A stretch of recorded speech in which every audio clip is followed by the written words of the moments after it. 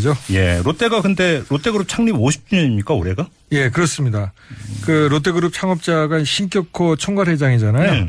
그 한국에 처음 진출해서 롯데제과를 창립한 게 1967년 4월 3일입니다. 그러니까 신 총괄회장은 해방 직전에 일본에서 이제 창업을 했죠. 네. 그래서 이제 공장이 2번이나 불타는 시련을 뚫고 성공을 했는데 네. 그걸 이제 바탕으로 이제 한국에 진출한 거죠.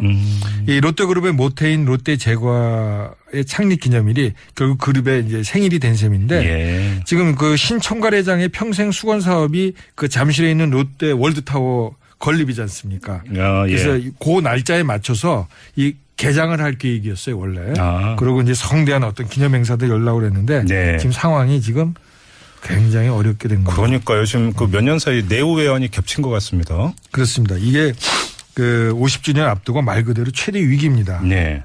이거 제 말이 아니라 롯데 얘기인데 그 사실 롯데의 위기는 2015년으로 거슬러 올라갑니다.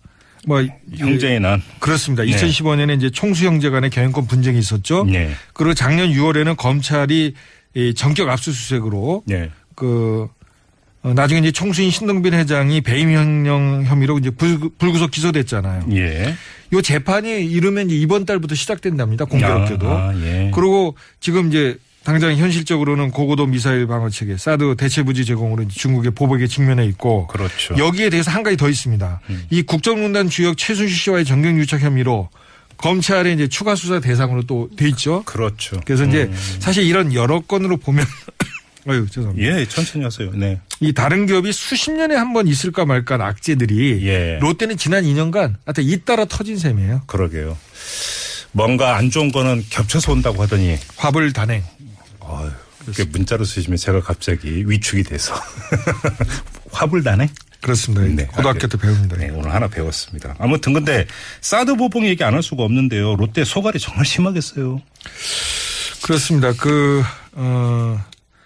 롯데가 이 중국 그 사드 보복에 지금 타깃이 되고 있다고 봐야 될 것 같아요. 중국에서 매출이 연 3조라면서요.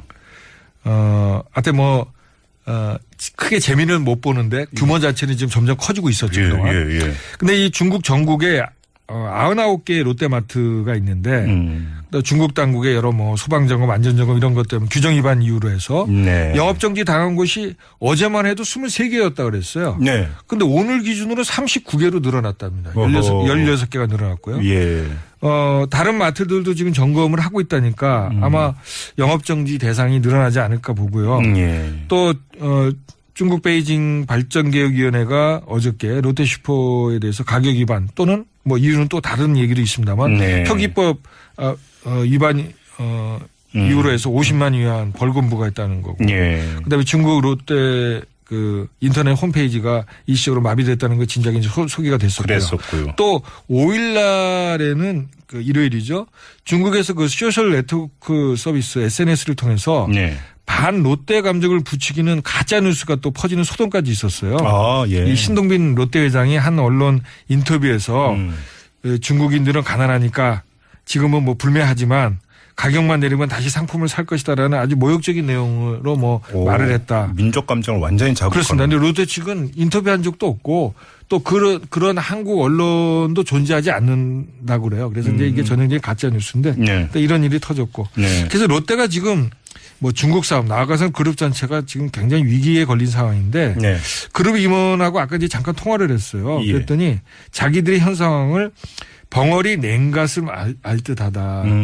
그러니까 아파도 말을 못한다는 거예요. 예. 왜냐하면 얘기를 잘못하면 부메랑이 돼서 중국 정부를 더 자극할 수 있죠. 그렇죠. 또 반대로 우리 정부 탓을 할 수 있습니까? 네. 사드 부지 못 내놨다고 하면 국익을 무시하는 기업이라고 죽지 않겠어요? 예. 그래서 지금 롯데가 아주 진퇴양난인 것 같습니다. 바로 그 점인데 조금 전에 인터뷰했던 더불어민주당의 송영길 의원 같은 경우는 정부의 압력이 있었을 거다. 이사회에서 부지 맞교환하기로 결정한 데 대해서는. 그다음에 또 신동빈 회장의 어떤 그 수사라든지 재판 문제하고 연결이 되어 있을 것이다. 그렇습니다. 이렇게 좀 추측을 하던데 롯데에게 다른 선택의 여지가 과연 있었을까라고 하는 의문부터가 드는 거죠. 그래서 아까 그 중국 법인의 가짜 뉴스 예. 그 해명할 때 예. 롯데도 현지 법인을 통해서 이제 사드 부지 문제 관련해서 자기네들이 선택권이 없었다는 걸 강조를 했다 그래요. 이제 잠깐 돌이켜 보면 예. 지난해 7월에 이제 정부가 그 성주포대를 사드 배치지로 일방적으로 결정했잖아요. 그러니까 그랬죠. 주민들이 강력 반대했고. 예. 그래서 이제 대체 후보지 얘기가 나오다가 9월 말에 상주 롯데 골프장으로 결정이 났습니다. 그때가 언제냐면 그 검찰이 롯데 수사를 시작한 게 6월이었고 10월 초에 끝냈어요. 아, 수사 막바지였어요. 발표 직전이네요. 그래서 이게 뭔 얘기냐면 분명히 형식으로 보면 롯데가 선택의 여지가 없었다고 볼 수는 있는데 네. 그럼 롯데는 전혀 문제가 없었느냐? 저는 꼭 그렇지만 않은 것 같아요. 지금 이제 거래가 있었다. 아니 소위 롯데에게 원죄가 있었다는 표현이 좀 맞다고 봅니다. 예. 뭐냐면 검찰 수사 때도 롯데가 작업자득이라고 이제 지적한 적이 제가 있는데. 네네 맞아요. 네. 뭐냐면 이 권력이 어떤 어려울 때 국면 전환용 어떤 사정용으로 꼭 기업 카드를 쓰잖아요. 그렇죠. 근데 롯데가 그때 형제간 경영권 분쟁으로 일종의 빌미를 준 거예요. 물론 권력이 잘했다는 뜻은 아닙니다. 네. 그래서 제가 이제 표현하기를 롯데가 검찰에 초대장을 보냈다는 표현을 썼는데 사드도 마찬가지입니다. 당시 그 상황에서 롯데로서는 정부가 어떤 요청이 왔을 때 거부할 수가 없었던 거죠. 그리고 그때 그 상황이 뭐냐면 신동민 회장이 구속될 거냐 말 거냐 이런 어떤 그랬죠. 미묘한 상황이거든요. 예. 결국은 이제 롯데도 그 부분을 좀 냉정하게 좀 봐야 될 겁니다. 다른 네. 기업들에게 교훈이 되는 거고 또. 알겠습니다. 근데 이게 지금 그 불똥이 롯데에게만 튀는 게 아니라 다른 기업으로도 그러니까 튀고 있고 튈 것으로 지금 전망이 되고 있는 거 아니겠습니까? 우리 정부 대책이 있는지 이게 좀 핵심 문제 아니겠습니까? 롯데만의 일이 아니죠. 네. 중국 뭐 여유국이라는 데서 한국 관광상품 판매 금지했고 네. 1월에는 뭐 그 한국산 전기차 배터리 보조금 중단했고 네. 뭐 등등등 이랬는데 네. 사실 지금 롯데는 기대하기를 정부가 나서서 해결해달라고. 왜냐하면 이게 이제 기본적으로 기업 간의 문제가 아니라 안보 외교적인 문제이기 때문에 정부가 나서서 해결해 주길 바라는데 네. 지금 정부의 태도를 보면 예. 한마디로 제가 아까 그 경제단체 고위임원한테 어때요? 그래 물어봤더니 단 두 단어로 아니 하나의 단어 두자 뭐라고요? 무능. 아, 정부에 무능. 대해서. 정부에 대해서. 그렇습니다. 첫째 왜 그러냐. 사태 초기에는 중국이 절대 보복 안 할 것이다라고 장담을 했어요. 근데 네. 결과가 이렇게 됐습니다. 예. 두 번째 중국이 보복을 나서자 지금 뭐라 그러냐면 지켜보자. 예? 중국 정부가 아직 공식적으로 보복 선언한 거 아니지 않냐. 네. 과잉 반응을 하면 오히려 불리하다 우리한테. 이런 얘기를 하고 있습니다. 예. 그런데 이제 문제는 세 번째로 그러면 지금 이 상황에서 이게 끝이냐. 아닙니다. 아까 제가 그 우리나라 1, 2, 3 그중에 한 기업의 그 홍보 책임자하고 통화했는데 예. 지금은 시작이라는 거예요. 그렇죠. 외교적으로 해결이 안 되면 결국은 계속 확산될 텐데 네. 역시 정부는 무능하다. 그 얘기를 또 강조하더라고요. 근데 좀 경제 단체도 좀 조용한 것 같은데요. 그렇습니다. 그게 참 저도 개인적으로 궁금해서 예. 그래서 아까 경제단체장한테 제가 물어봤어요. 네. 어떻게 된 거냐. 예. 그때는 미묘한 얘기를 하더라고요. 지금 우리 업계간에 견해차가 있대요. 아, 그러니까 그래요? 지금 직접적으로 타격을 받고 있는 내수 업종들 있잖아요. 관광, 화장품, 뭐 롯데 이런 데들 있잖아요. 네네네. 거기는 지금 우리 가만히 있다가 우리 다 망하게 생겼다 이렇게 얘기를 하는데 반면으로 제조업계는 지금 신중한 입장이랍니다. 왜요?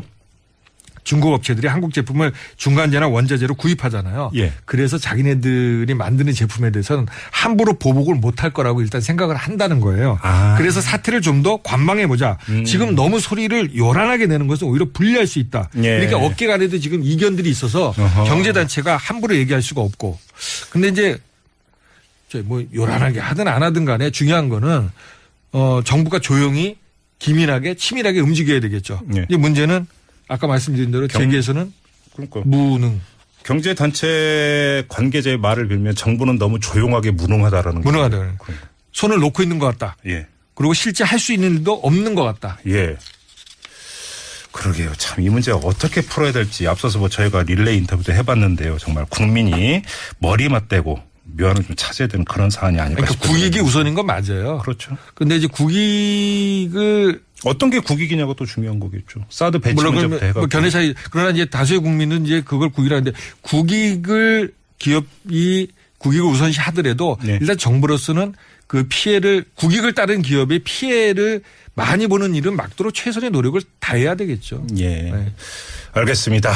자, 이 사드 불똥이 튄 롯데와 업계 이야기로 오늘 기업 인사이드를 꾸며봤는데요.